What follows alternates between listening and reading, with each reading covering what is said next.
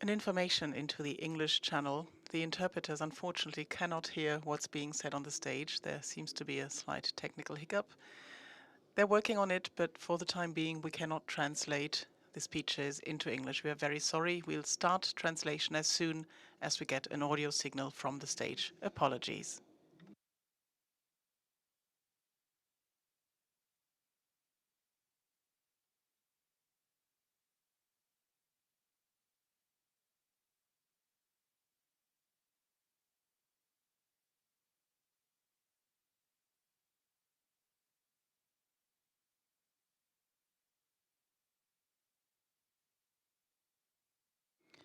Again, information for those listening to the English channel in the live stream. The interpreters are not yet receiving an audio signal and therefore cannot translate what's being said on the stage. We're very sorry about this. The technicians are working on it. We'll start translation as soon as we get an audio signal.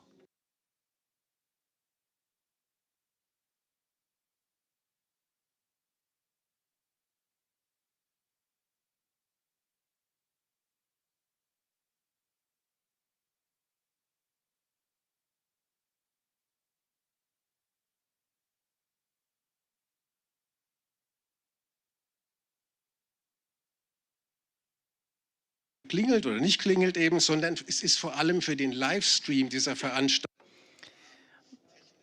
The speaker is saying, and this is now the live translation, some announcements and technical housekeeping announcements to do with equipment. Now, the speech goes on. I'd like to welcome most warmly the founder and honorary chairman of ASYL, Jürgen Miksch.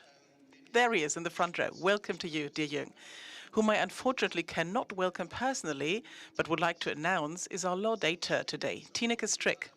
She's a member of the European Parliament, and she's currently particularly involved in the investigation of alleged human rights violations by the European Border Protection Agency, Frontex.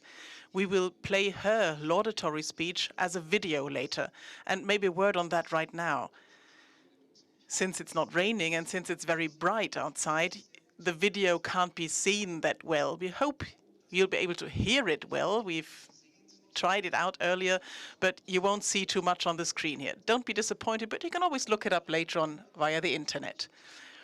Above all now, I would like to welcome our prize winners, Marion and Hagen Kopp from Hanau, and Hela Kanakane, who is in Tunis and who ought to be live on the screen here, where she was a minute earlier. The connection broke down, unfortunately. We'll still hear from her, and she's following our event from Tunis. A very warm welcome to all three of you. These three will, on behalf of the transnational network Watch the Med Alarm Phone, receive the Human Rights Award today. The ASYL Foundation was founded in 2002, and the aim was to secure long-term funding for refugee and human rights work. The foundation implements numerous projects, from documenting human rights violations in Greece or Hungary to supporting scholarships for refugee children. And usually, and as a rule, annually, it awards this Human Rights Prize every year, with which it promotes and honors personalities who have made an outstanding commitment and contribution to respecting human rights and protecting refugees. And that today is you, dear Marion, dear Hagen, and a bit further away, dear Hela. Together with 200 other activists in 12 countries in Europe and North Africa, you're working to save people seeking protection in the Mediterranean. You have been doing this for 7 years now, with truly admirable commitment and the very same stamina. And all of that with the help of a simple telephone number. And you will show and tell us later what exactly this looks like in practice and how it works. As long as the EU and its member states continue to fight flight at all costs, ignore international law and human rights, and continue to let people die in the Mediterranean, the work of Alarm Phone is and will remain of outstanding importance. Ladies and gentlemen, The presentation of our Human Rights Award for the commitment to rescue at sea has become quite a tradition by now in the history of this award. The Pro-Asyl Hand was awarded for the first time in 2006, and back then it went to Stefan Schmidt, who was the then captain of the Kanakane. Some of you will remember, who rescued 37 refugees from distress at sea in the Mediterranean in the year 2004. In 2014, the Italian journalist Fabrizio Gatti received the Pro-Asyl Human Rights Award, in part because of his research on October 11, 2013. That was the day when a boat carrying Syrian refugees had spent hours trying to get help from coastal authorities.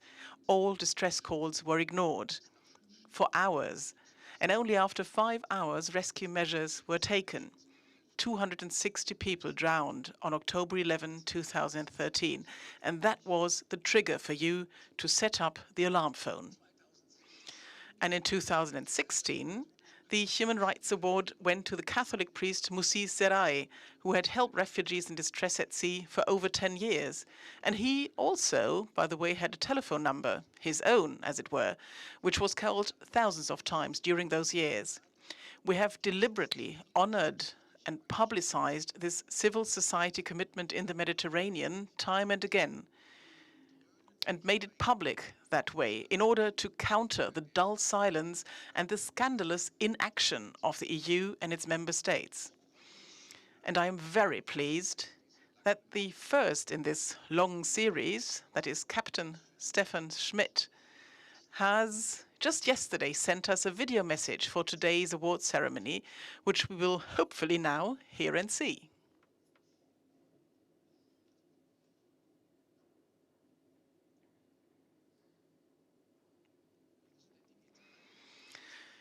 In this digital world, we've all learned to be patient, it seems.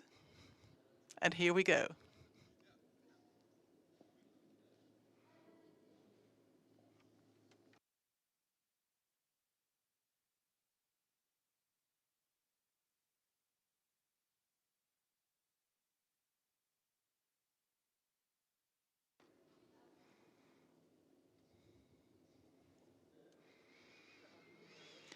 Hello, everybody at Alarm Phone.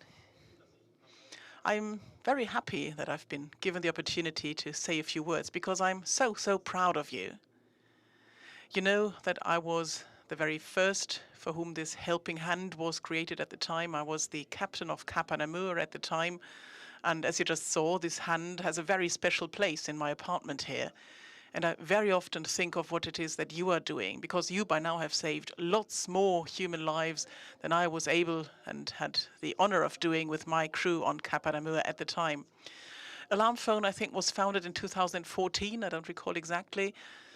And when I then heard of it, that was during a journey I took through Switzerland, where I tried to get people interested in helping refugees. And I met somebody in the middle of Switzerland up on a mountain who said, hey, I belong to the Alarm Phone crew as well. You've done it right, and you've really communicated it across all of Europe and also into the countries around Europe that do not belong to Europe. You're spreading the word, you're spreading the phone number, and there's also email contact. So I wouldn't know what to do better about it. And that you receive this award today, that I just think is so great and would like to congratulate you on it. Thank you very much.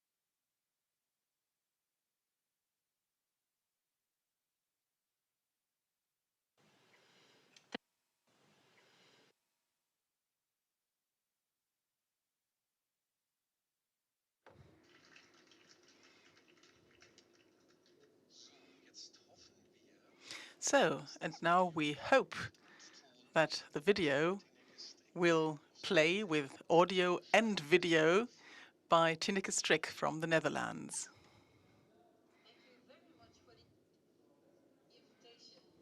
To speak to you at the Pro ASYL's award ceremony. Of course, I really regret not being there with you, but still, hopefully I can share some of my thoughts with you and also share in celebrating that the award is being granted to Watch the Med alarm phone, because what this organization does is, of course, tremendous. Watch the Med alarm phone has saved the lives of many people who were in search for a place of safety. And the importance of this activity has only increased during the years. In 2012, the world was shocked by the Left to Die boat, in which 63 migrants were dying in the Mediterranean Sea under the surveillance of a lot of NATO vessels by that time, and which just left them there dying, did not go to the rescue. And in that time, I was a rapporteur on this tragic incident for the Parliamentary Assembly of the Council of Europe. And my resolution, which included a lot of recommendations on how to ensure that no minute is wasted anymore for rescuing people and for taking collective responsibility for people in search for protection. This resolution was adopted by an overwhelming majority by that time. But since then, not going to the rescue has even transferred into deliberately leaving people behind, in abolishing, preventing, and even sanctioning going to the rescue, and in deterring people with fences and pushbacks. Hier noch kurz die deutsche Verdolmetschung. Vielen Dank für die Einladung und die Gelegenheit, hier bei der Verleihung des Menschenrechtspreises von Pro Asyl zu sprechen. Es wäre natürlich schöner, wenn ich persönlich zu euch sprechen könnte, aber hoffentlich gelingt es mir trotzdem, meine Gedanken zum Ausdruck zu bringen und insbesondere meine Freude darüber, dass der Preis an das Watch the Med Alarmphone geht. Denn diese Organisation leistet Gewaltiges. Das Watch the Med Alarmphone hat das Leben vieler Menschen, die auf der Suche nach einem Zufluchtsort waren, gerettet. Die enorme Wichtigkeit dieser Tätigkeit hat im Lauf der Jahre nur zugenommen. 2012 war die Welt schockiert von einem Fall verweigerter Seenotrettung. Damals kamen 33 Menschen ums Leben, die sich eigentlich im Überwachungsbereich verschiedener NATO-Fahrzeuge befanden. Sie wurden aber ihrem Schicksal überlassen, man ist ihnen nicht zu Hilfe geeilt. Ich war damals Berichterstatterin für die Parlamentarische Versammlung des Europarats zu diesem tragischen Vorfall. Mein Entschließungsvorschlag enthielt verschiedene Vorschläge, um sicherzustellen, dass in Zukunft keine Minute mehr verschwendet wird bei der Rettung von Menschen und bei der Übernahme kollektiver Verantwortung für schutzsuchende Menschen. Die Entschließung wurde damals von einer überwältigenden Mehrheit der Parlamentarischen Versammlung angenommen. Seit damals hat sich allerdings viel verändert. Es ist nicht mehr so, dass man nicht zur Hilfe kommt, sondern es ist inzwischen zur Abschaffung, zur Verhinderung, zur Sanktionierung sogar von Hilfeleistung gekommen, und zur Abschreckung werden außerdem überall Grenzzäune errichtet.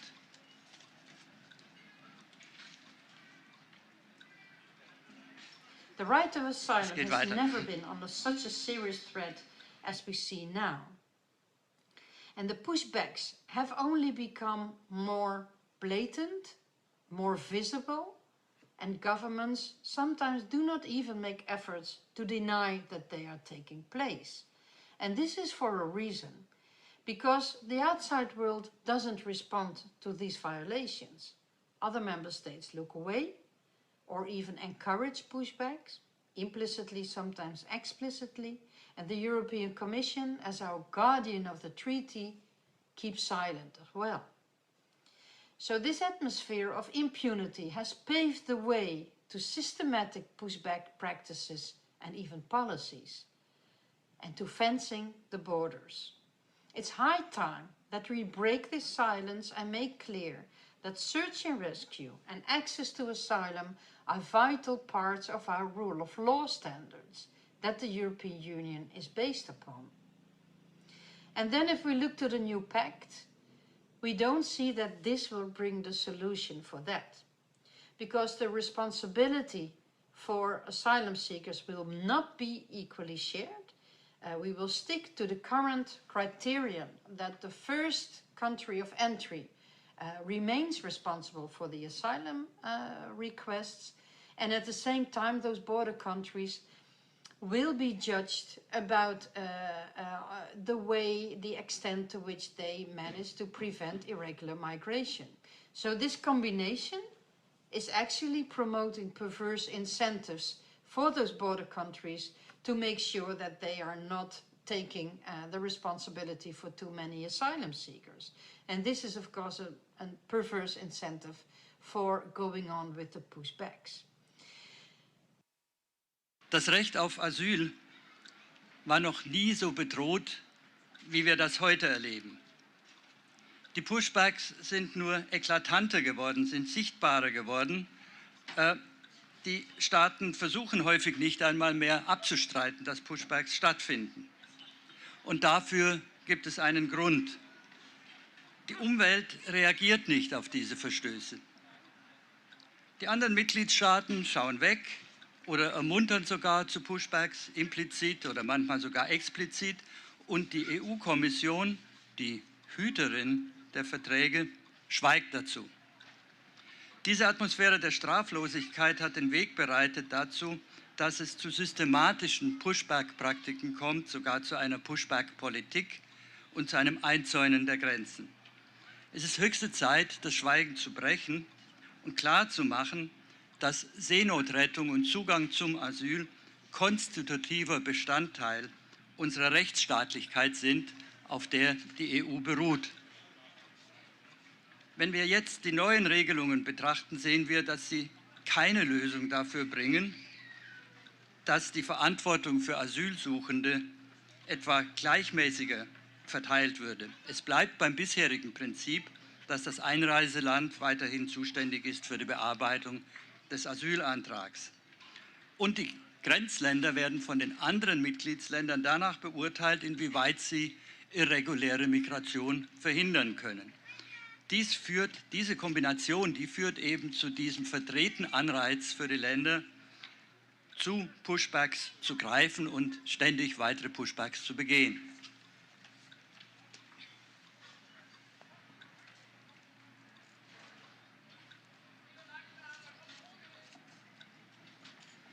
Now, Johansson, the commissioner, always tends to say this new pact will prevent pushback actions, because we can really combat these pushbacks with the new legislation that we have proposed. And then she refers to the monitoring mechanism that is included in the proposal for the screening regulation.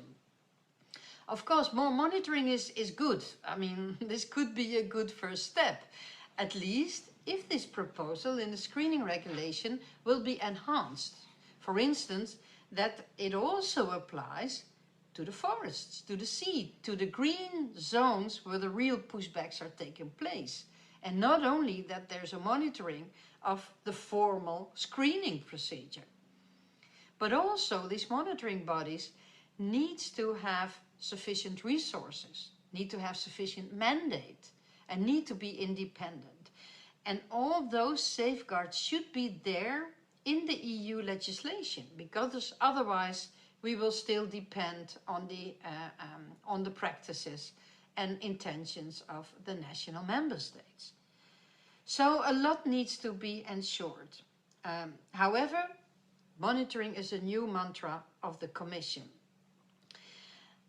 But is that enough? Is monitoring enough, even with all the safeguards that I mentioned?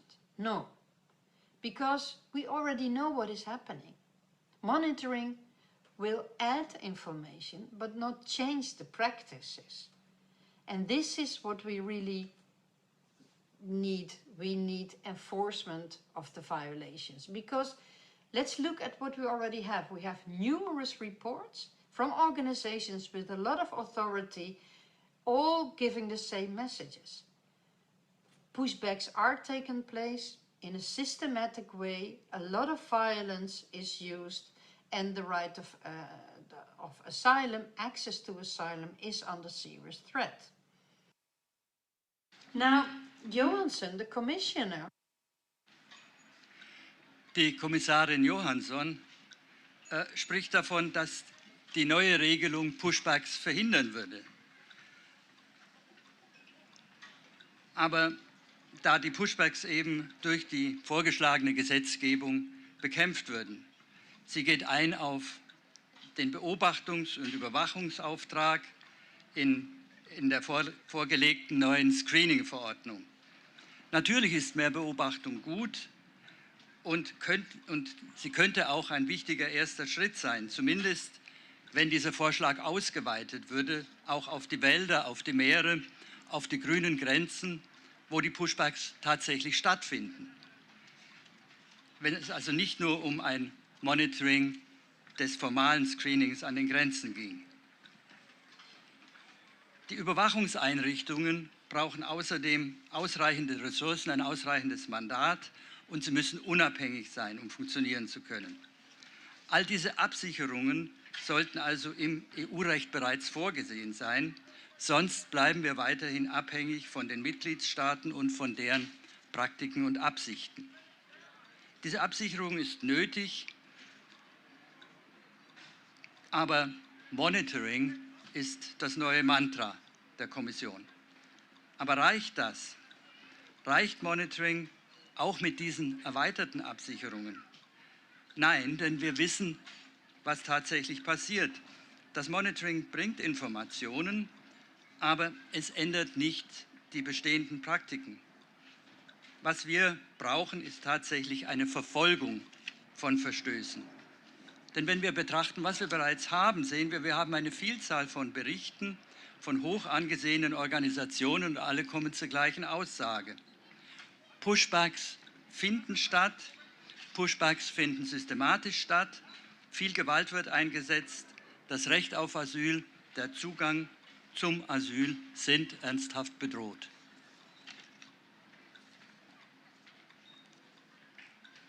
Also our agency, Frontex, knows about these reports. They are sent to Frontex.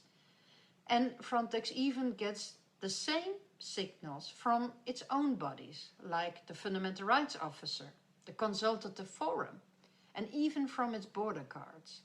But until now, Frontex ignores those reports, doesn't respond to its own Fundamental Rights Officer, and tends to just look away and prioritizes to be in a good relationship with the host country. So we really need a fundamental change of attitude to get a credible Europe that protects and ensures the right to asylum. Another attitude, priority, is much more important than new legislation, because the standards are already clear. Human rights violations are of course prohibited. Pushbacks are human rights violations. And this change has to come from all actors, all players in the fields. Other member states have to criticize border countries who are undertaking pushbacks. The Commission has to take measures to enforce compliance, both through infringement procedures, but also by making the funding conditional upon human rights compliance. And Frontex has to take its monitoring task on human rights and ensuring that human rights are respected much more seriously.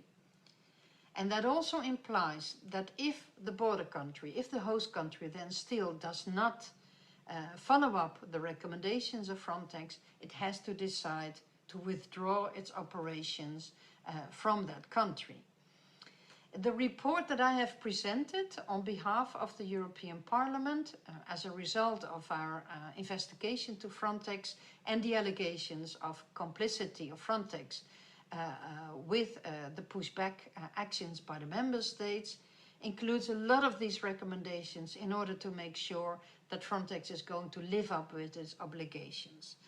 We're now waiting for the response from Frontex, from the response from the Commission and the member states, and you can be sure that we will watch closely how our recommendations will be followed up, and if not, that we will act further to make sure that things are really going to change. Also our agency, Frontex. Auch wenn unsere Behörde Frontex diese Berichte kennt, diese Berichte gehen ja auch an Frontex. Frontex bekommt außerdem dieselben Signale von den eigenen Beauftragten, vom Grundrechtebeauftragten, vom Konsultationsforum und sogar von den eigenen Grenzschützern. Aber bis heute ignoriert Frontex diese Berichte, reagiert nicht auf den eigenen Grundrechtebeauftragten, schaut eher weg und achtet lieber auf gute Beziehungen zu den Ländern, zu den jeweiligen Ländern, in denen es tätig ist. Wir brauchen also eine fundamentale Einstellungsänderung, um ein glaubwürdiges Europa zu erreichen, das das Asylrecht schützt und sicherstellt. Es ist ebenfalls eine Einstellungsfrage, auf die Priorität ganz einfach zu achten. Denn das ist viel wichtiger als nochmal neue Gesetzgebung, denn die Standards sind eigentlich klar. Menschenrechtsverletzungen sind natürlich verboten und Pushbacks sind Menschenrechtsverletzungen.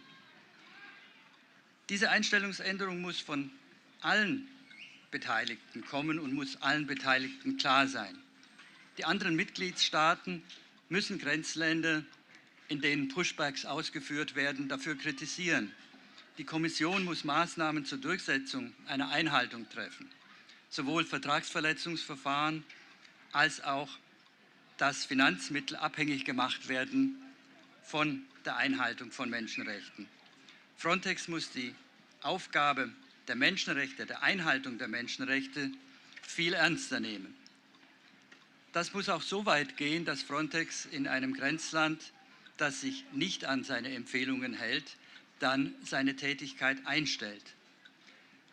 Mein Bericht an das Europaparlament zu unseren Untersuchungen zu Frontex, also auch zu den Anschuldigungen einer Komplizenschaft bei Pushbacks, enthält eine Vielzahl dieser Empfehlungen, um sicherzustellen, dass Frontex sich diesen Verpflichtungen stellt.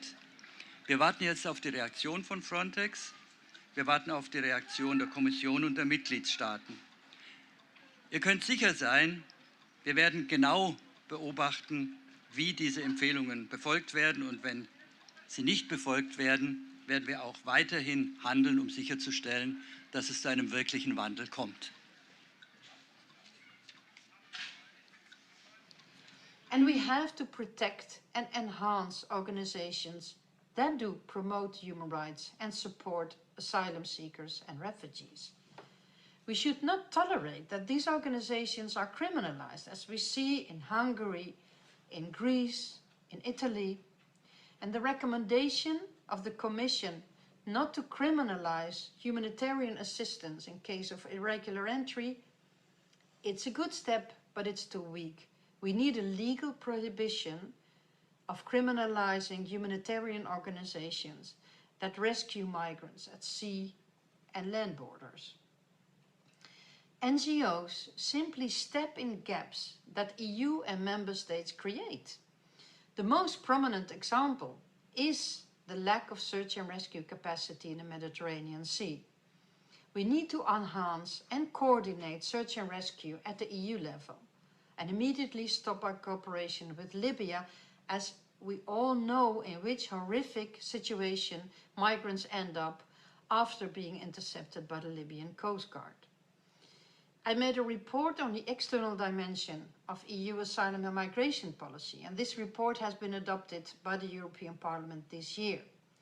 And in that report on migration cooperation with third countries, the European Parliament demands that there is a human rights impact assessment before the EU enters into cooperation with a third country, and an independent monitoring system of how this cooperation impacts on the situation for refugees, for migrants, and in case that it deteriorates the human rights situation, we need to suspend this cooperation. And the Parliament also calls for an end to these diffuse migration deals. Cooperation should be transparent and formal, with the role of the Parliament, so a democratic scrutiny, and a role for the court, where victims of such cooperation can go to have effective protection. Wir müssen diese Organisationen schützen, wir müssen diese Organisationen fördern, die auf Menschenrechte achten, die Geflüchtete und Asylsuchende schützen und unterstützen. Wir sollten es nicht tolerieren, dass diese Organisationen kriminalisiert werden, wie wir es in Ungarn zum Beispiel oder in Griechenland oder Italien beobachten. Die Empfehlung der Europäischen Kommission, die Organisationen, die humanitäre Hilfe in Situationen irregulärer Einreise leisten, nicht zu Kriminalisierung, ist sicher ein guter Schritt, aber er ist zu schwach. Wir brauchen ein gesetzliches Verbot der Kriminalisierung humanitärer Organisationen, die Migranten an See- und Landgrenzen retten. Die Nichtregierungsorganisationen treten hier einfach nur in Lücken ein, die die EU, die Mitgliedstaaten hervorgerufen haben. Das auffälligste Beispiel ist das Fehlen von Such- und Rettungskapazitäten im Mittelmeer. Suche- und Rettungsaktionen müssen auf EU-Ebene gefördert und koordiniert werden. Die Zusammenarbeit mit Libyen muss sofort eingestellt werden. Wir wissen alle, in was für eine schreckliche Situation Menschen kommen, nachdem sie von der libyschen Küstenwache abgefangen werden. In meinem Bericht an das Europäische Parlament zur externen Dimension der EU-Asyl- und Migrationspolitik. Diesen Bericht hat sich das Europäische Parlament im vergangenen Jahr zu eigen gemacht. Und in diesem Bericht fordert das Europäische Parlament, dass es zunächst zu einer Folgenabschätzung kommen muss, bevor es zu einer EU-Zusammenarbeit mit einem Drittland in Fragen der Migration kommen darf. Ein unabhängiges Monitoring-System zu den Folgen auf die Situation der Geflüchteten und der Migranten wird gebraucht, sodass, wenn es zu einer Verschlechterung der Menschenrechtssituation kommt, diese Zusammenarbeit wieder eingestellt wird. Das Europäische Parlament verlangt auch ein Ende dieser diffusen Migrationsdeals. Die Kooperation soll transparent und formell sein, mit einer Rolle für das Europäische Parlament, also mit demokratischer Kontrolle, und mit einer Rolle für die Gerichte, also mit der Möglichkeit für die Opfer einer solchen Politik auch Rechtsschutz einzufordern. Dankeschön.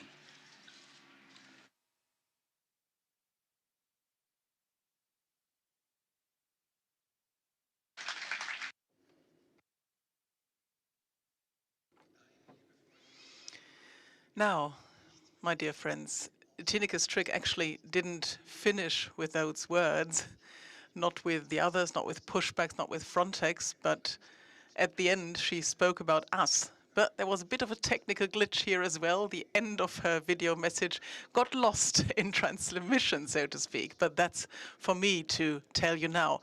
She finished talking about us and talking about how important it is to stand together and to do more than just observe. That's what she said earlier as well. And she feels tied and connected to us in all of our efforts of defending the right to asylum in Europe and to strengthen it if possible.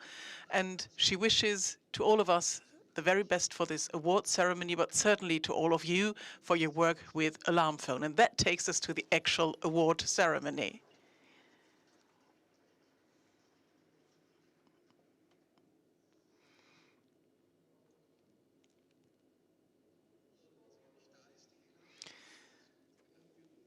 Hela can't be here, so it'll be the two of you receiving the award. And I shall now read out the award certificate. Stiftung of ProAsyl Foundation, the original certificate on the awarding of the ProAsyl Hand to Alarm Phone. Foundation awards its Human Rights Award 2020 and 2021 to Marion, Hela, Kanakane and Hagen Kopp from Watch the Med Alarm Phone. Alarm Phone operates a hotline for people seeking protection who are in distress at sea in the Mediterranean. The emergency number is operated round the clock by volunteers. The award winners receive the prize on behalf of this transnational network. Alarm Phone has been active since 2014 and has been in contact with over 3,700 boats in this way since then. In often desperate situations, the shift teams tried everything to ensure the rescue of the people. With this work, Alarm Phone defies all attempts to block access to protection in Europe, always staying by the side of those seeking protection. With its emergency hotline, the Alarm Phone consistently defends the right to life. In the Mediterranean, human rights violations, rescues that are delayed or do not take place, in all such cases, and establishes international its indispensable commitment to sea rescue and human rights. Frankfurt am Main, August 28, 2021. Congratulations.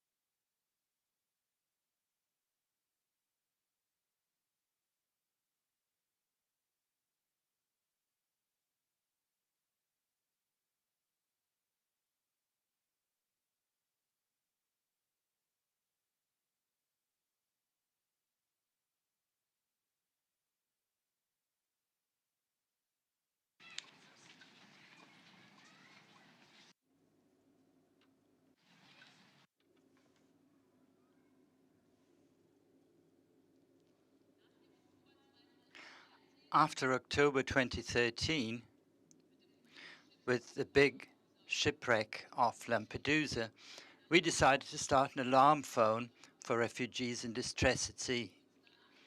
Shortly after this disaster, with the many coffins lined up, in a moment when the crocodile tears of European politics had not yet dried, there was another case of left to die. Hundreds more people called for help for hours, and Malta and Italy each denied responsibility until the boat finally sank and many drowned. At that point, we just couldn't bear anymore. Many people did not think that the alarm phone would be possible. Setting up a hotline for civilian sea rescue that is available 24 hours a day for emergency calls on the Mediterranean Sea seemed to many to be a bit too big for an activist network. We did it because it seemed harder to bear not to try. Moses Zerai encouraged us at that time. He's an Eritrean priest from Italy, and he received the Pro-ASYL Human Rights Prize in 2016, and he took many calls from people in distress before this, and today he is happy that he can sleep more at night because this distress calls from the sea are finally spread over many shoulders. In October it will now be 7 years with over 3,700 distress calls from all escape routes across the sea to Europe. It's mainly calls when people were in distress at sea, especially in the last few months, but also again and again from people who were already stranded on the Greek islands in the Aegean and had to fear being taken back out to sea in pushback operations, which are again a daily danger. 24 hours a day, the phone has been available ever since.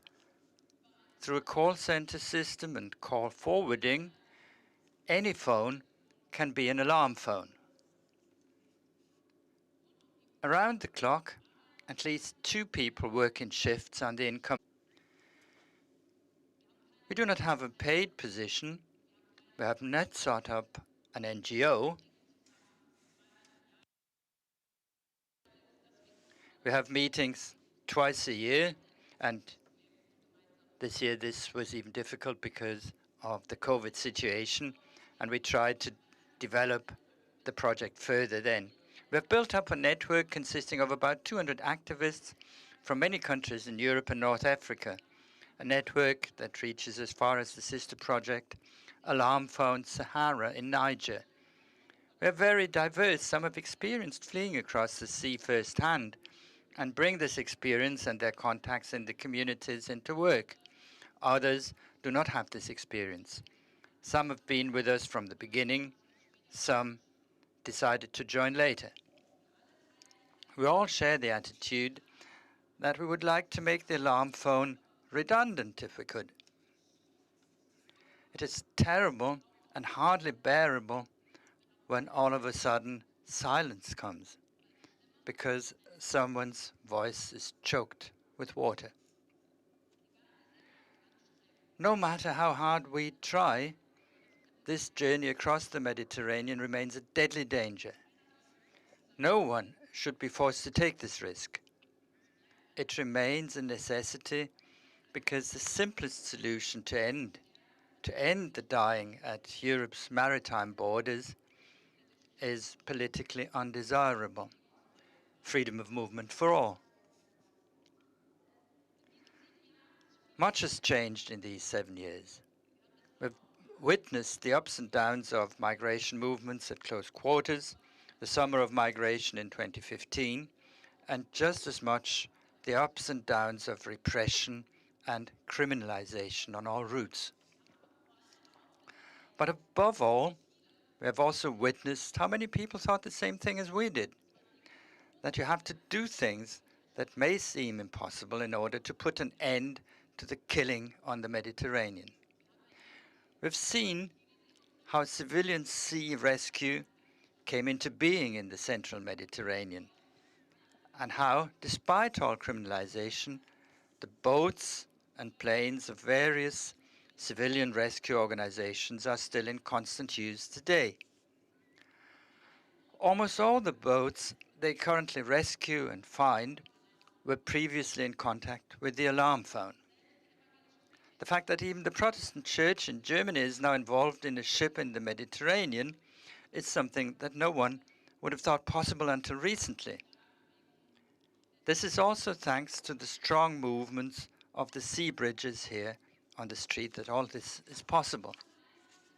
Together we have created a civilian sea rescue service which still has to inform the authorities, but which is still able to provide rescue in many cases, even with the quasi-total failure of the rescue control centers in Rome and Malta. Hela will report on this in detail later on. We've witnessed an increase in human rights violations on all routes, especially in the last 2 years, and more often the alarm phone is contacted by desperate relatives looking for their loved ones. Since criminalization at the departure points in northern Morocco has forced people to take the much longer and more dangerous route to the Canary Islands, hundreds of people have lost their lives on this route alone in recent months. Khadi, Babakar and Anwar will tell us about their experience in Morocco in a video message. In the next 3/4 of an hour, we will give a small insight into our work and the situation on the 3 main routes on which people flee across the sea to Europe. In the west, the route from Morocco to Spain and across the Atlantic to the Canary Islands. In the central Mediterranean, mainly from Libya, but also from Tunisia to Italy and Malta, and in the east, from Turkey to Greece via the islands in the Aegean Sea.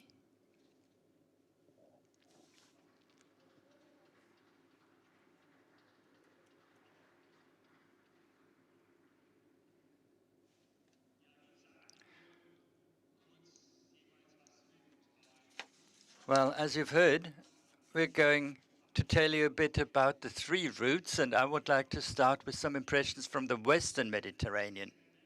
We call it the Western Med in our network. So this is the route between Morocco and Spain.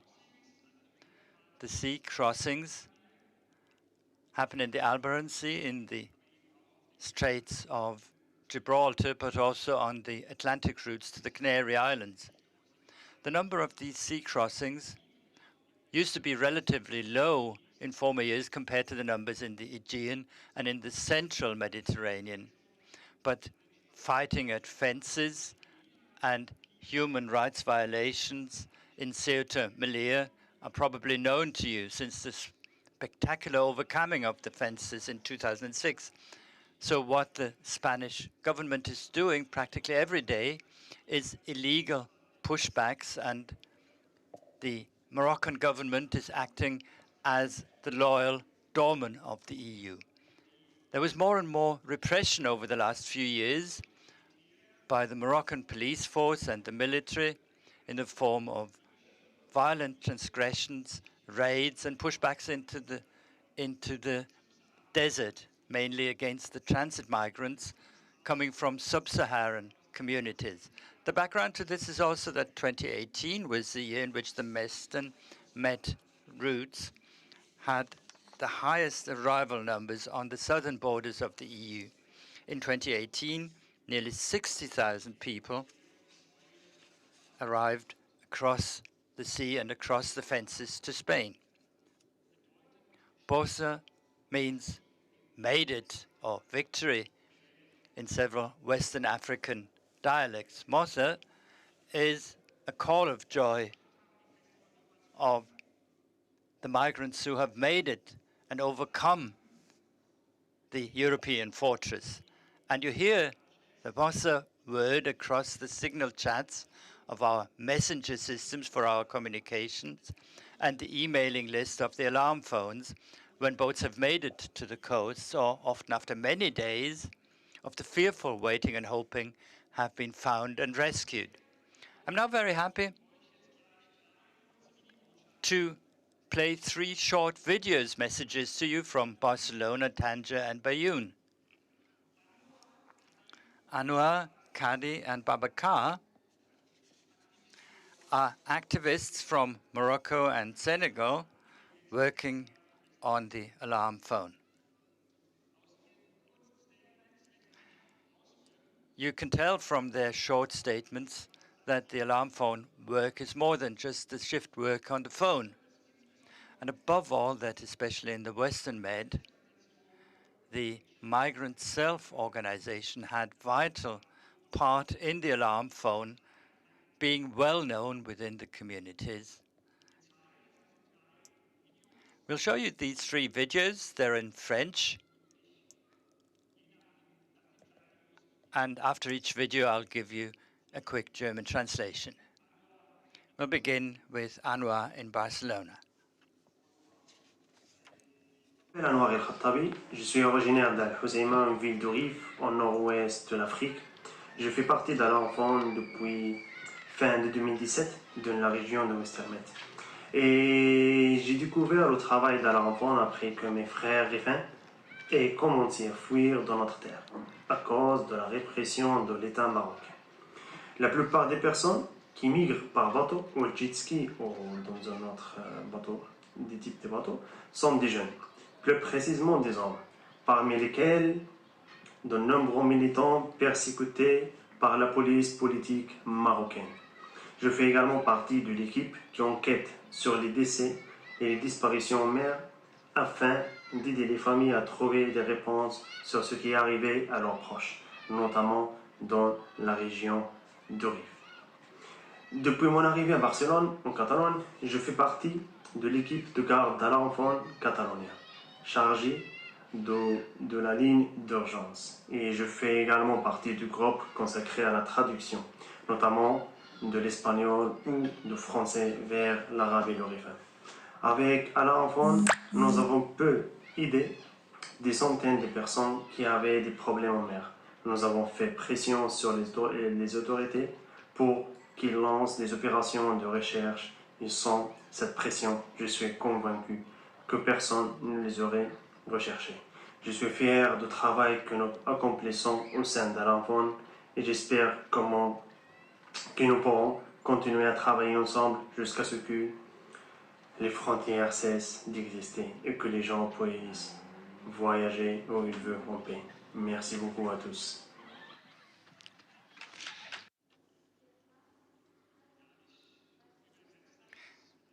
Let me give you the translation. I'm called Anwar El-Khattabi. I'm from Al-Hoceima, a city in the Rif in the northeast of Africa, in Morocco. Since the end of 2017, I've been part of the alarm phone in the region of the Western Med. I got to know the work of the alarm phone after my brothers from the Rif started leaving the country due to the repression of the Moroccan state.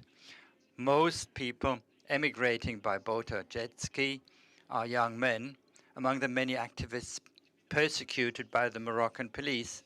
I'm also part of the team looking after the research for disappeared or deceased people in the sea and helps their people finding out about what happens.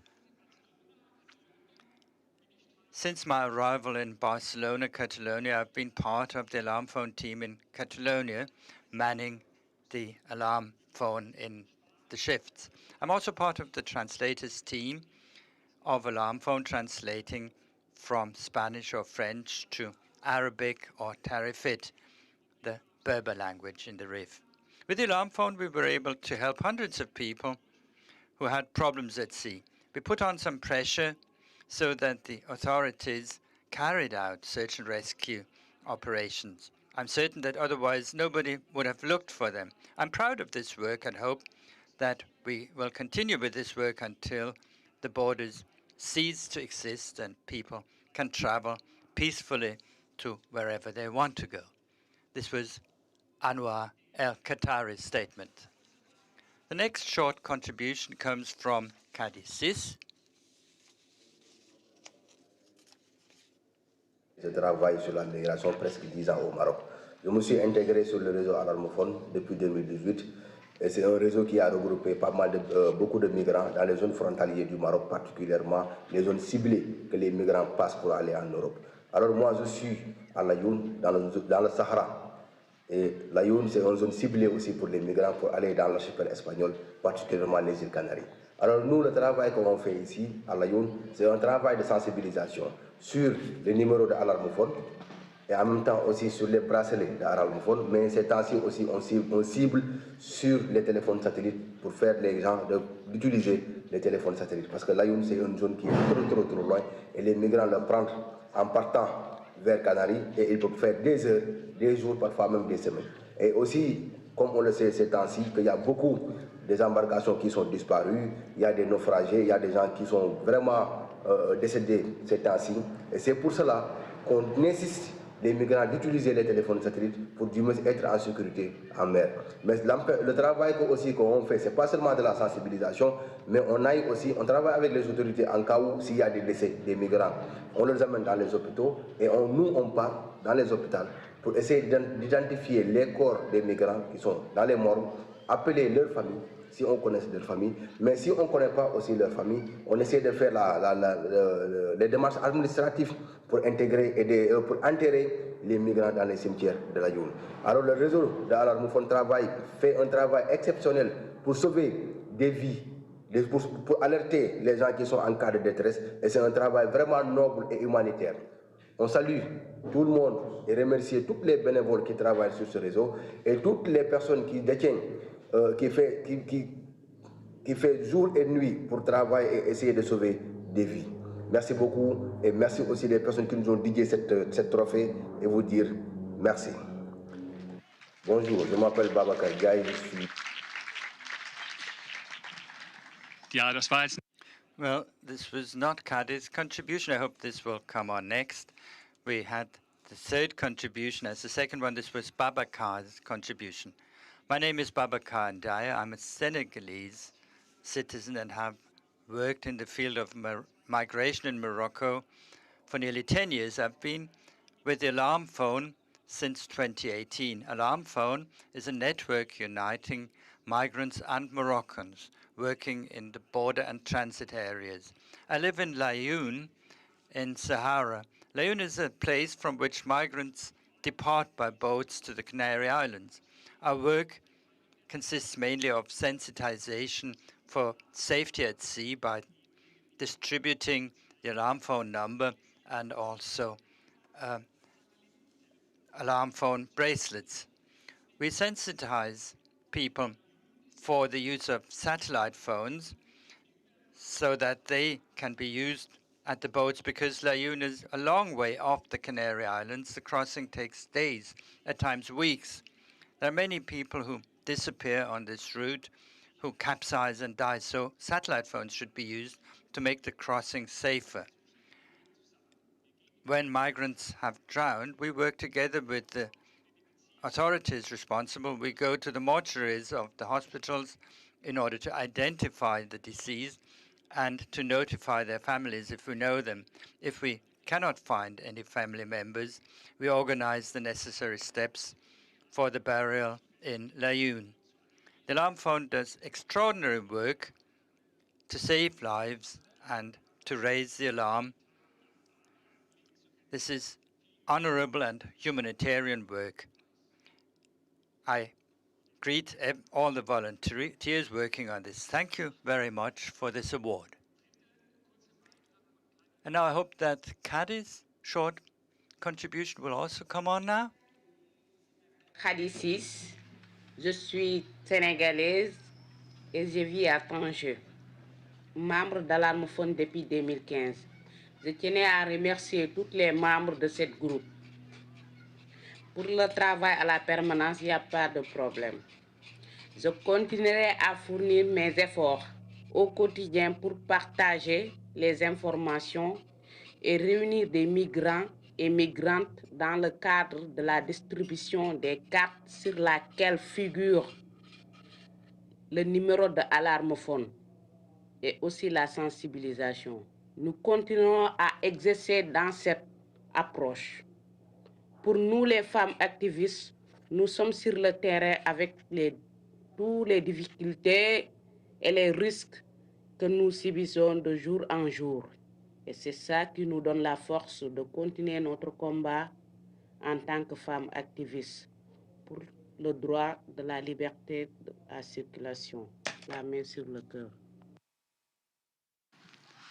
Ja. Well, Khadi says, my name's Khadi says, I'm Senegalese and live in Tangier, that is on the state of Gibraltar, and I've been with the alarm phone since 2015.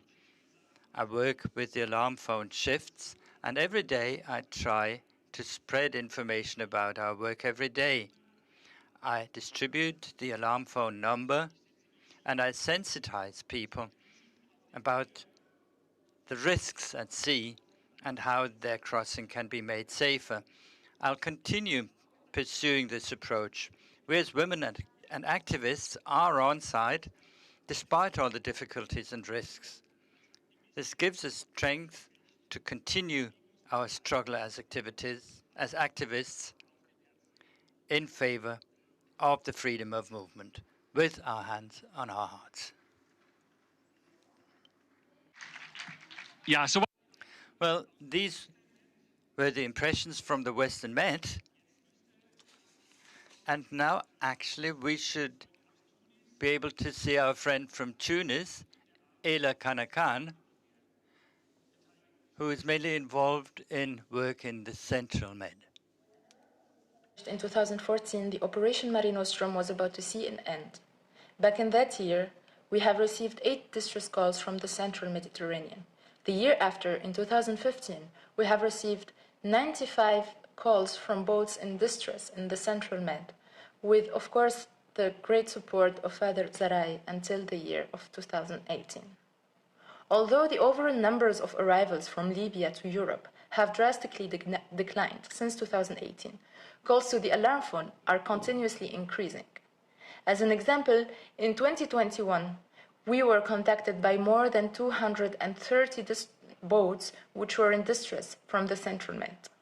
The decrease in the numbers of arrivals to Italy do not indicate a diminishing need to escape, but instead a growing ability of Europe to close migration routes with violent pushbacks to non-safe countries in North Africa. Als das Alarmphone 2014 eingerichtet wurde, stand die Operation Mare Nostrum kurz vor dem Ende. Damals gingen 8 Notrufe aus dem zentralen Mittelmeerraum ein. 2015 waren es 95 Anrufe von Booten in Seenot auf dem Mittelmeer und natürlich mit der großen Unterstützung von Pater Zerray bis zum Jahr 2018. Obwohl die Gesamtzahlen der Ankünfte aus Libyen nach Europa seit 2018 drastisch zurückgegangen sind, nehmen die Anrufe beim Alarmphone kontinuierlich zu. Im Jahr 2021 wurden wir von mehr als 230 Notrufen aus dem zentralen Mittelmeer kontaktiert. Der Rückgang der Ankunftszahlen in Italien deutet nicht etwa auf ein abnehmendes Fluchtbedürfnis hin, sondern auf die wachsende Fähigkeit Europas, Migrationsrouten mit gewaltsamen Zurückdrängungen, den Pushbacks in nicht sichere Länder in Nordafrika zu schließen.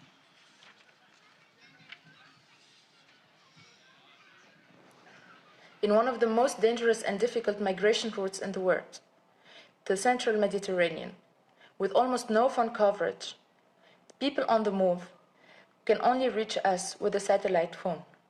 Once we get a distress call, we collect all information and try to get a GPS position. We inform all relevant coast guards by email and by phones. And when they don't react, we put pressure through social media and other channels. The situation is increasingly changing year by year. Over the past years, we have been observing authorities oppressing people on the move and violating international and maritime law. Since 2018, the so-called Libyan coast guards, trained and funded by the European Union, have been massively intercepting people and pushing them back to detention, violence, and torture. And although the so-called Libyan coast guards are fast in preventing people from reaching safety in Europe, They are, however, not available in time or sometimes at all when rescue is needed for people in distress, even when a boat is within their own territorial waters. We have witnessed this, the 21st of April 2021 shipwreck, in which up to 130 people have lost their lives.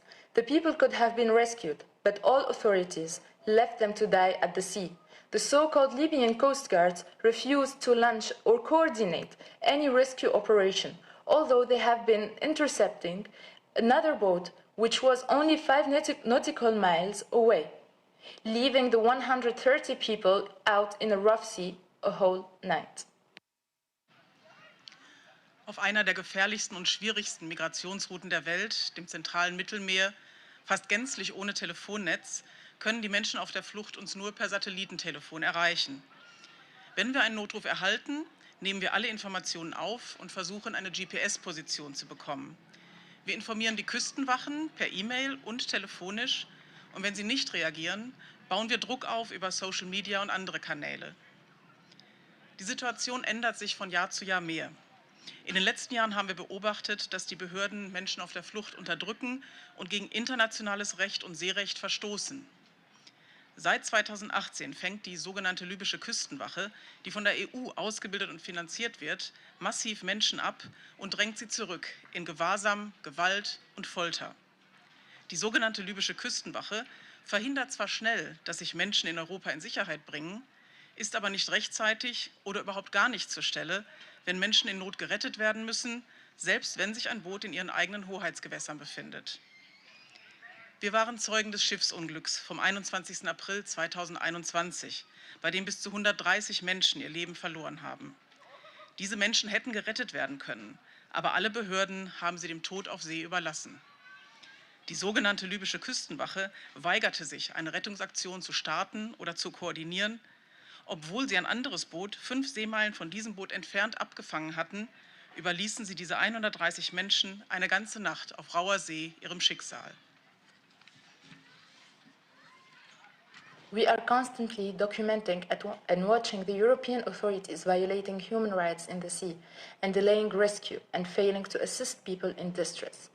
At one hand, we see how the Rescue and Coordination Center of Malta and the Armed Forces of Malta are sabotaging boats, coordinating pushbacks to unsafe countries from the Maltese search and rescue zone and turning their back on boats in distress.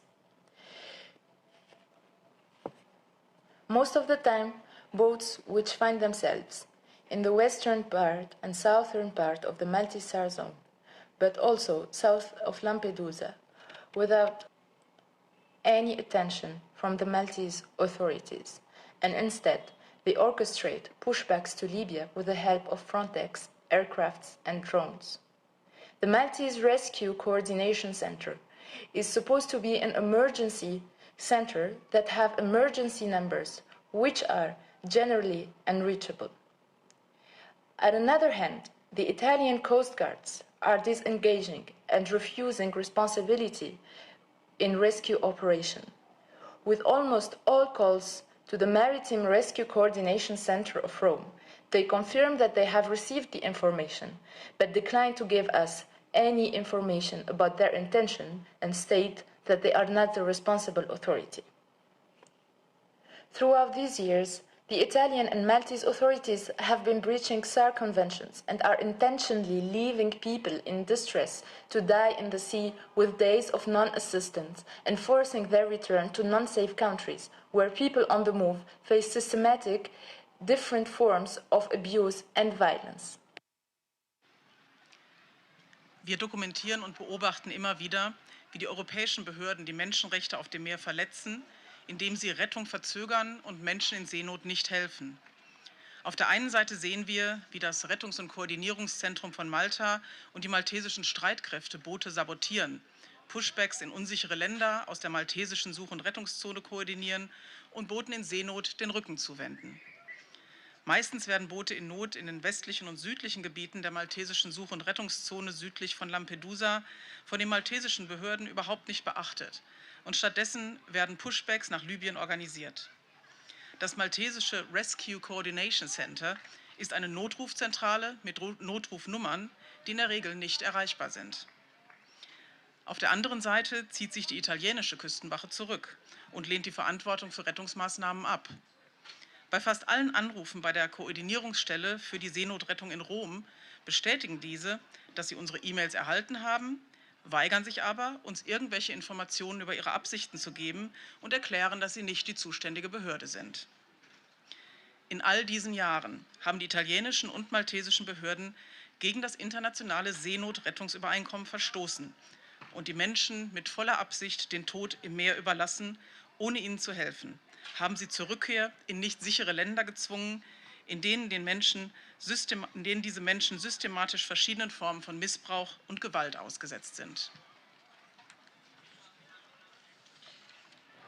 The Italian violate human rights by engaging in pushbacks and creating a zone of non-assistance, a zone of violence, and by adopting left-to-die policies, but also tend to criminalize search and rescue NGOs, criminalize North African fishermen who have been engaging in rescue operation, but also people on the move. The European authorities have deployed all possible means to stop all possible forms of solidarity within the Central Med. Yet, these developments have created a constantly growing network of solidarity within non-governmental actors and individuals with SAR experience in the Mediterranean, which is the civil MRCC.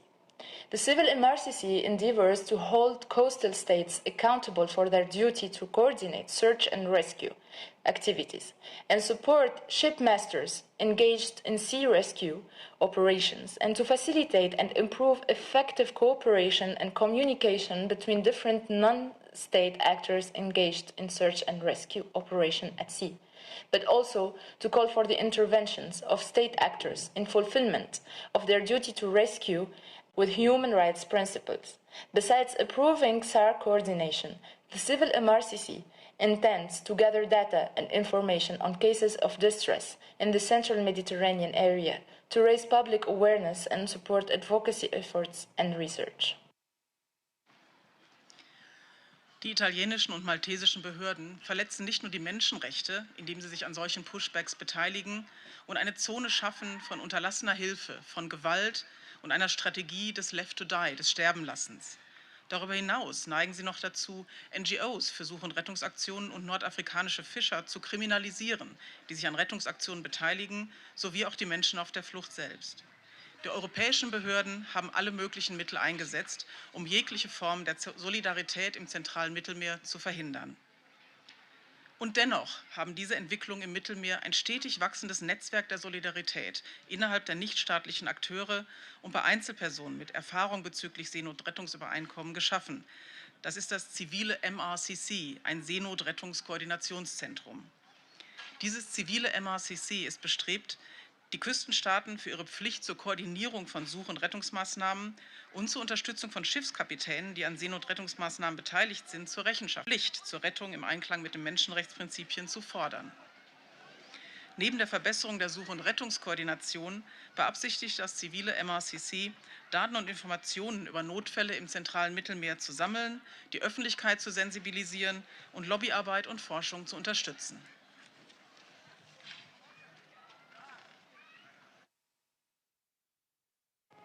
The European Union, their North African allies, with the support of Frontex and EUNAVFOR-Med, have transformed the central Mediterranean into a space of violence and impunity, a space where human rights are systemically violated.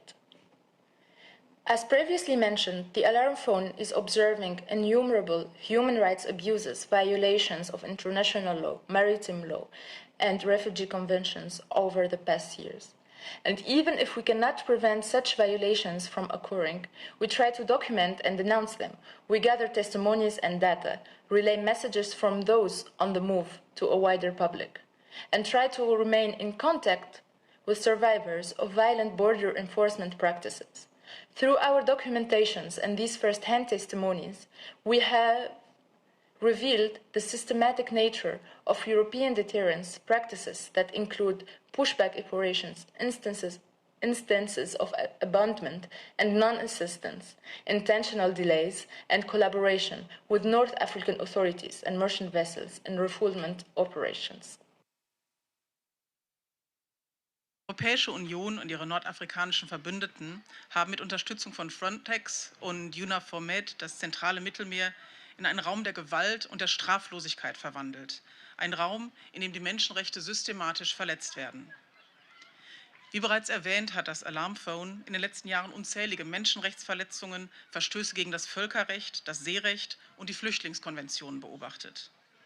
Und auch wenn wir solche Verstöße nicht verhindern können, versuchen wir, sie zu dokumentieren und anzuprangern.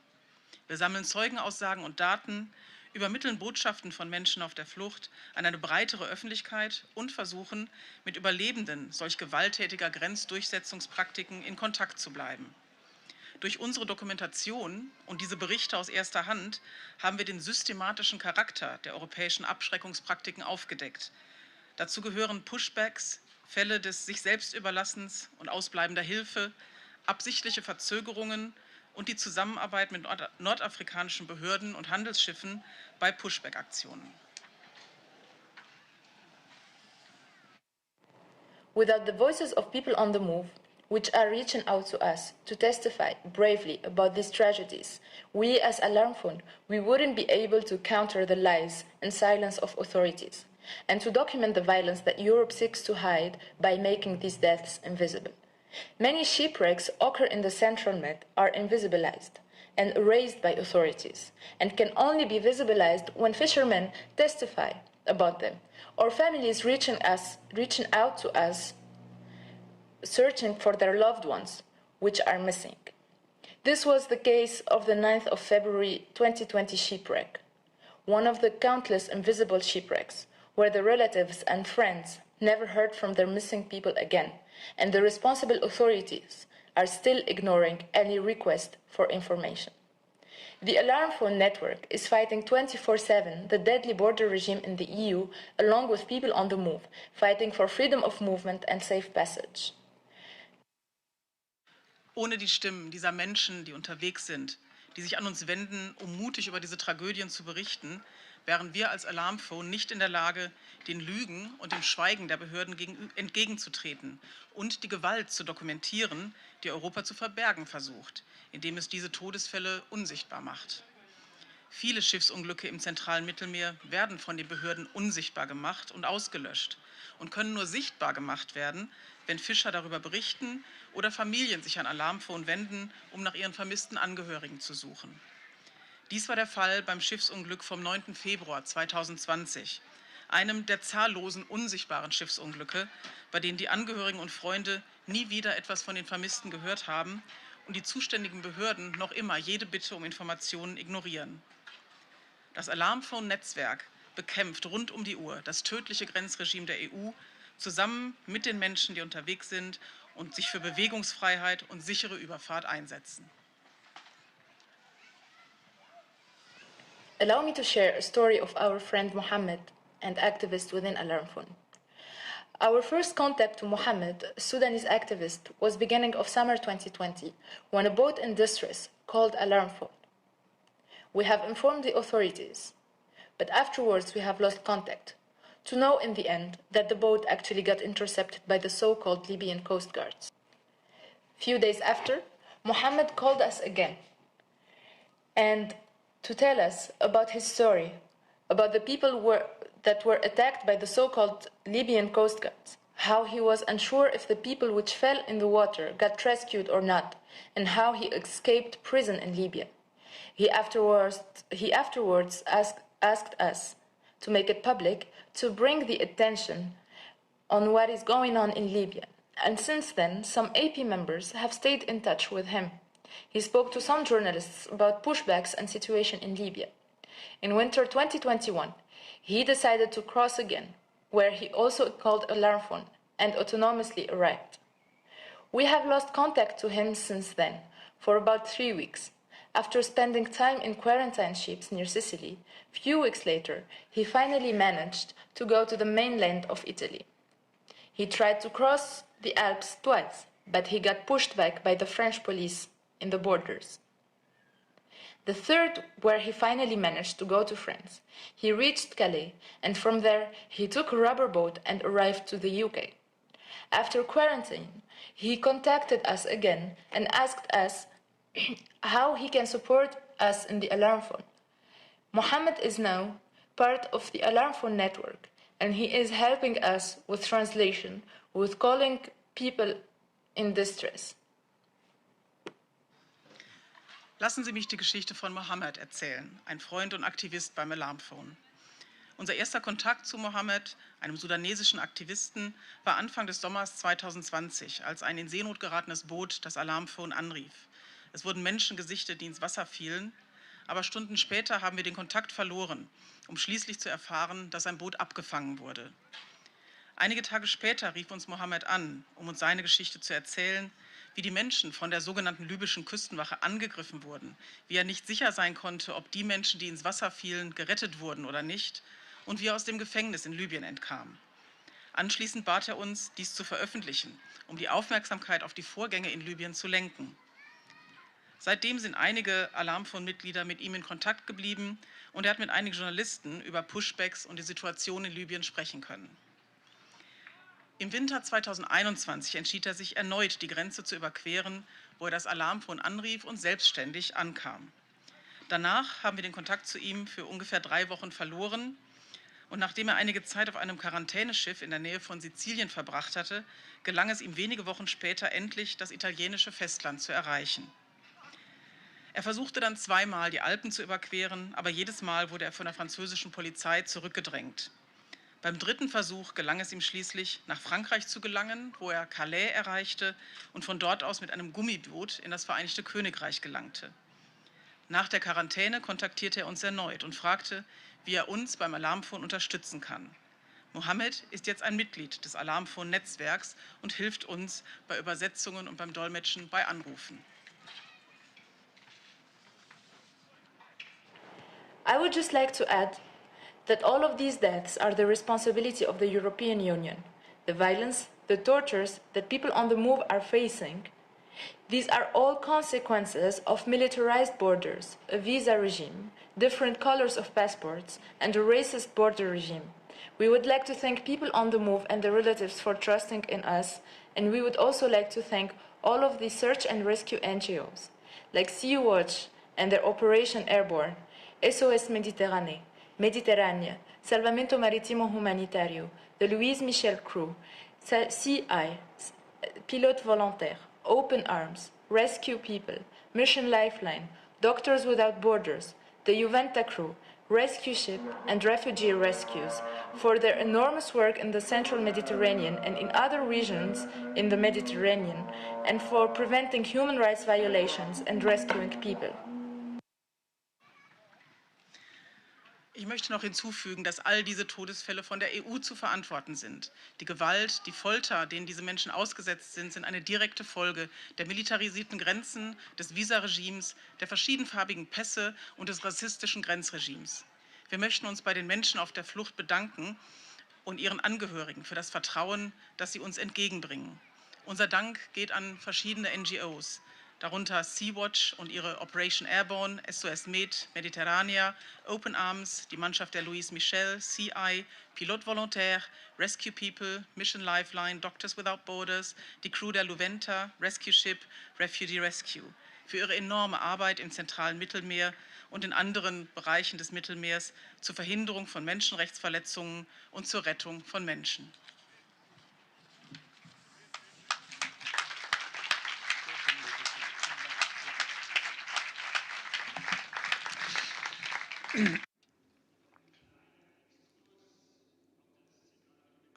Let's digress to something else that has to do with the central Mediterranean.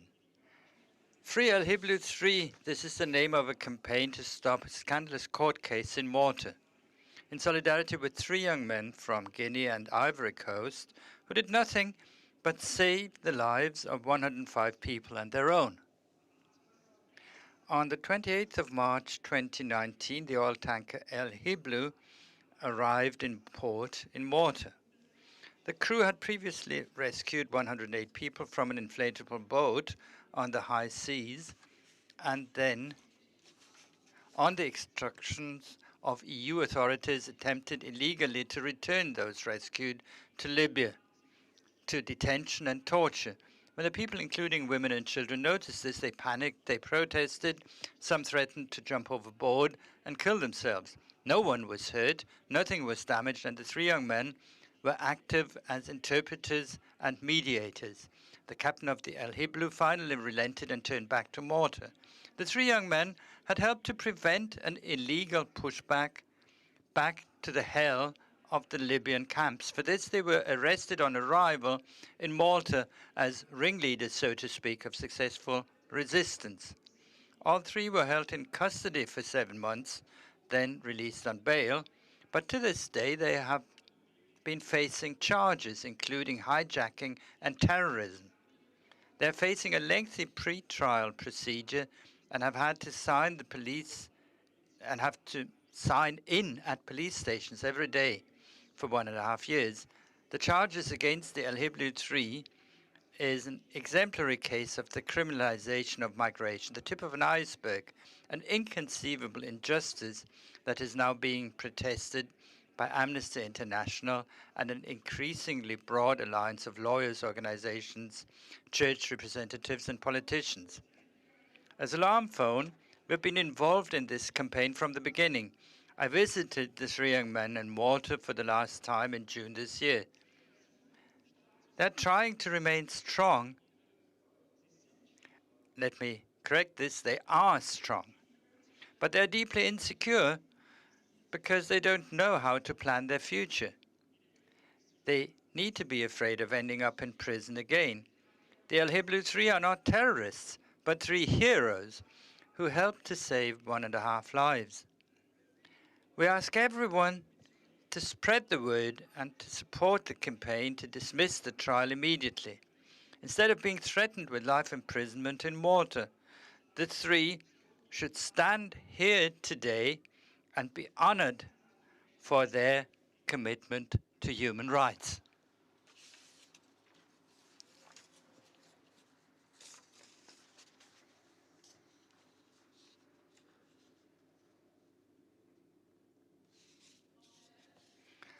On the easternmost escape route across the sea to Europe, in the Aegean Sea from Turkey to Greece, the distance is the shortest.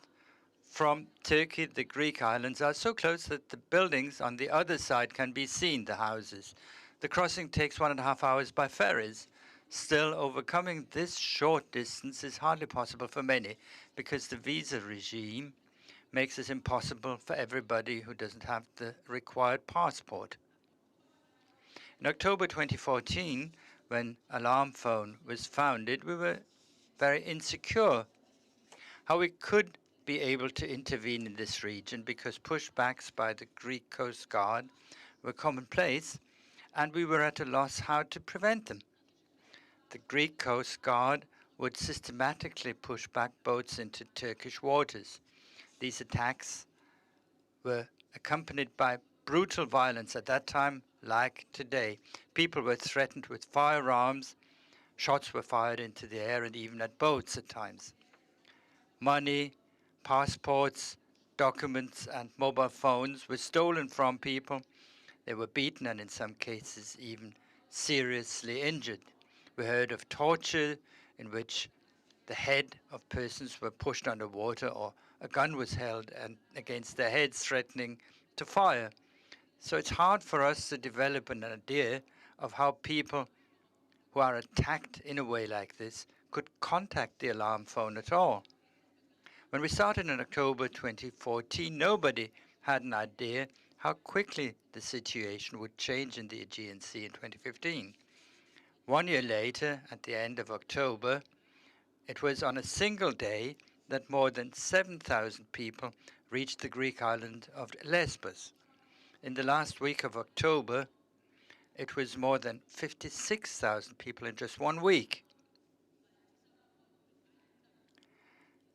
The Alarm Phone was in contact with 100 boats in the Aegean Sea during that phone. This was the peak of what today we remember as the summer of migration. It was our first year. We hardly had any experience when it started, and at the end of the year 2015, we had been in contact with more than 1,000 people in the Aegean, with more than 1,000 boats in the Aegean. Many of you will remember this year well. Borders were overcome more and more rapidly. Many refugees were received by the inhabitants of the Greek islands, and there was worldwide attention for their admirable efforts. And it was the summer in which people came to welcome the new arrivals and to help them. More and more initiatives participated in rescue operations. Anarchist groups from Athens, lifeguards from Spain, Médecins Sans Frontières, and Greenpeace were cooperating, and many others. At that time, pushbacks and violence at sea nearly seemed to be contained. We received was the intense communication among the travelers, among each other, especially Syrian activists had built a strong communication network and were trying to make the crossing safer. The distance between the Turkish mainland and the Greek islands are so short that there's nearly seamless mobile phone coverage. Smartphones became the most important tool for saving lives. They made it possible to transmit one's own GPS position via messenger, like WhatsApp, for example. Travelers and activists were in contact rapidly, and it was quick to establish new contacts and to cooperate with these new means of communication. There was a great number of new Facebook groups, especially of Syrian and Iraqi refugees, supporting people who were fleeing.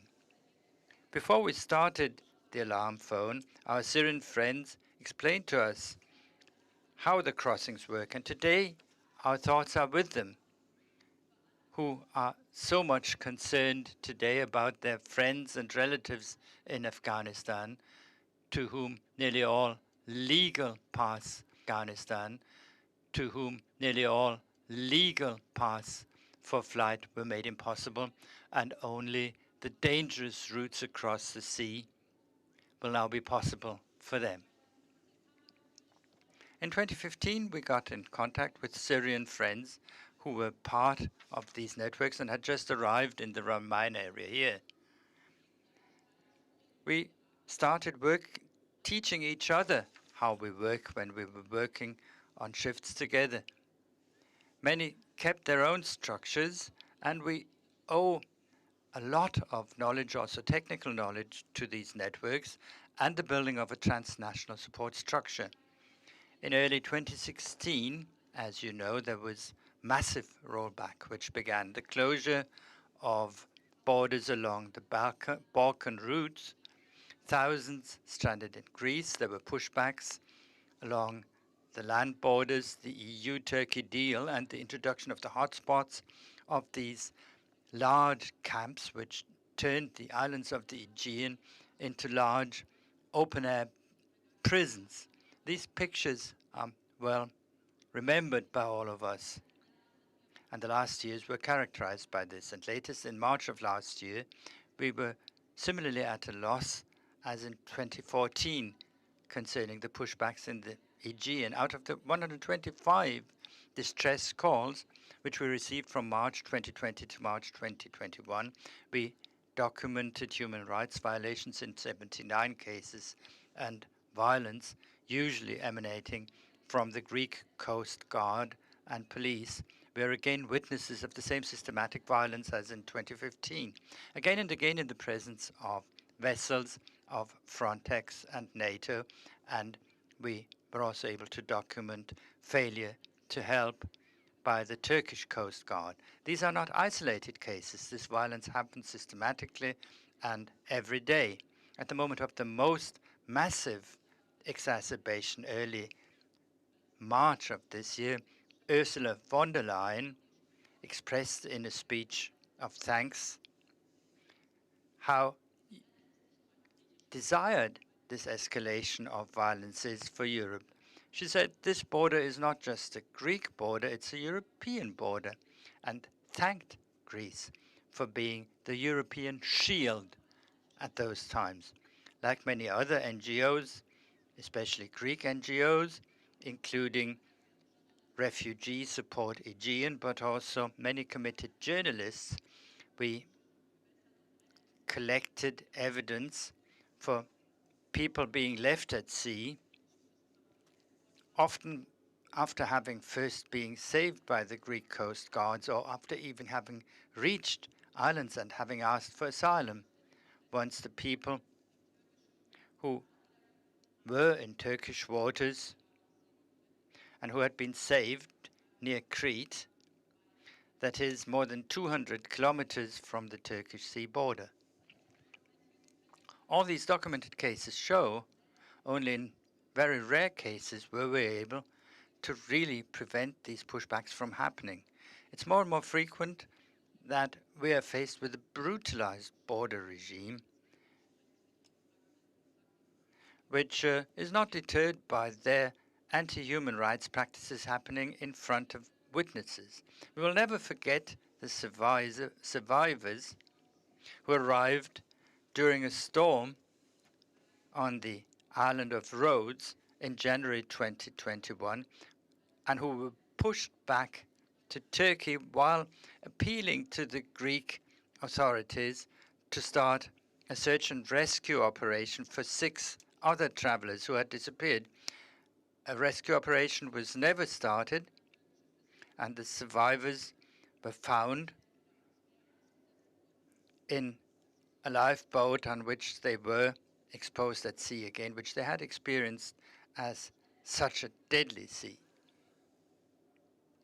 We are commemorating today, standing for many others. We think of Yassin Salih Ahmed Al-Ubaidi and Muhammad Taha Abdullah Suleiman, who lost their lives on the 13th of January 2021 on the European border. 4 others also remained missing.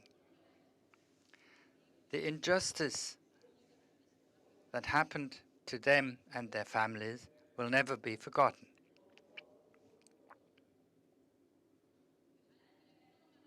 We are keeping the memory of these people alive, their dreams, their stories and experience. We commemorate them on the beaches of the seas in which they died, and in the cities that they were not able to reach. We commemorate them and all the injustice and suffering along these murderous borders so that nobody can say, we didn't know. Down the river, here you can see the mural which says, from Hanau to Moria, racism kills, commemorating 9 young people who were murdered in Hanau on the 19th of February last year by a racist. We had to commemorate a lot at Hanau, and we say commemorate to change. Whenever we stood at the sea on Lesbos commemorating the dead who died at sea or disappeared, with Welcome to Europe, longer than the alarm phone existed, we commemorate their names, we tell their stories, we commemorate their lost dreams and plans, and each of these commemorative sessions is ended with a promise, after stopping for a moment, to go on, to tear down borders, and to build a different Europe, a Europe of welcome.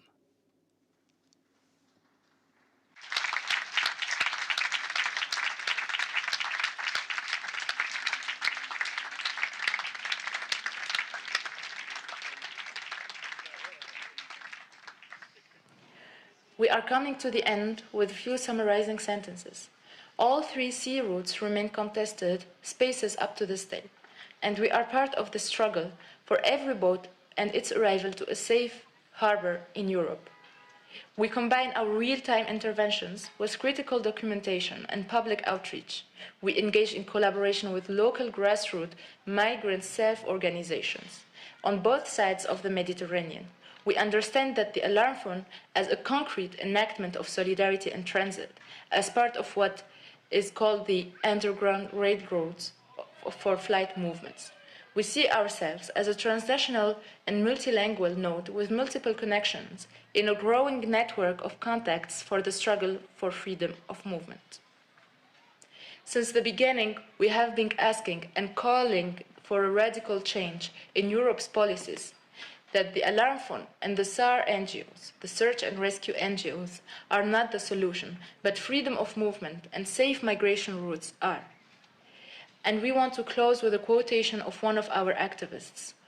We are those who, with each shift, remove a brick from a wall and add it to a bridge. Thank you for your attention.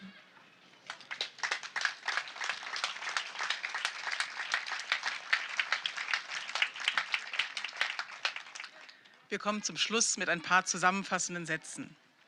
Alle 3 Seewege sind bis zum heutigen Tag umkämpfte Räume.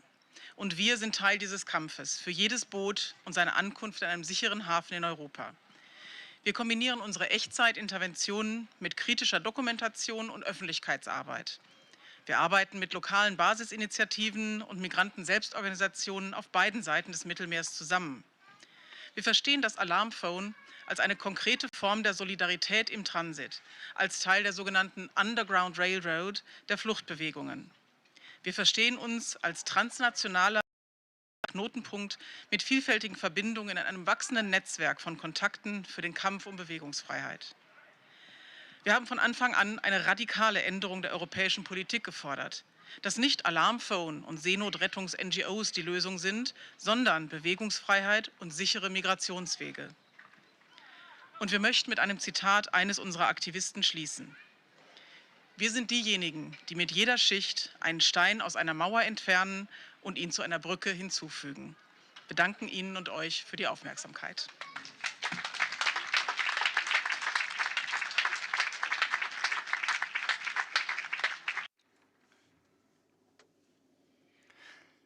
Well, ladies and gentlemen, friends, I know this has been quite a lot, and I know that you'd much rather have to report and document much less than you have to do all the time.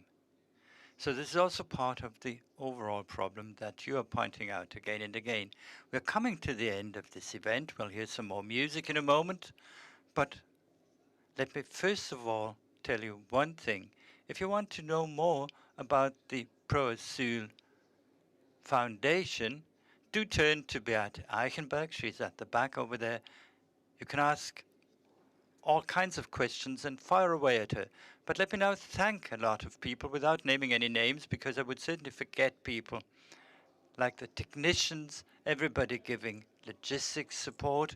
You may have noticed it wasn't quite that easy, and I'd like to apologize for some of the hitches that we've had. And above all, that you weren't able to see Captain Schmidt's living room. Unfortunately, we were only able to hear the audio of his video. I'd also like to thank the musicians very warmly. They're going to play for us in a moment, but let me first of all give the floor to my colleague Beate Wagner, who is also on the Foundation Council, and she's on the Friends Association. Thank you, Andreas. I do not want to, and I cannot add anything else to what we've just heard from our award winners. Maybe one thought. I've spent a long time with the United Nations, and I've found that the lethal, the deadly disregard of the flight movements via the Mediterranean has now also found worldwide recognition in front of the Forum of the United Nations and their Human Rights Council. And Michelle Bachelet, in May of this year,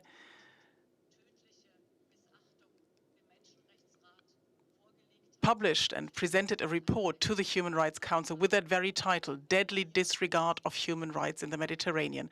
That's a small contribution. And as we've seen, we're not our eyes. There's many things we cannot change, but we can see them and we can report on them. Thank you very much, and warmest congratulations to our award winners. It's the foundation, to be strictly speaking, but whether it's the foundation or the support association or whatever the title is. We are all pro-ASYL after all. And now in the following, I'd like to invite you all to further discussions over a glass of wine or a drink when the music is over. Thank you very much.